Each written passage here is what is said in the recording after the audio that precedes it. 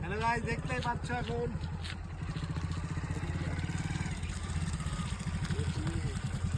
দেখতেই পাচ্ছ গাইস, এখন আমি ধান লোড করতেছি।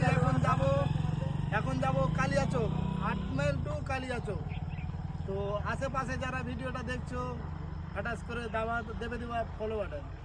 তো এই কোটি ভিডিওটা, ঠিক আছে, টাটা বাই বাই।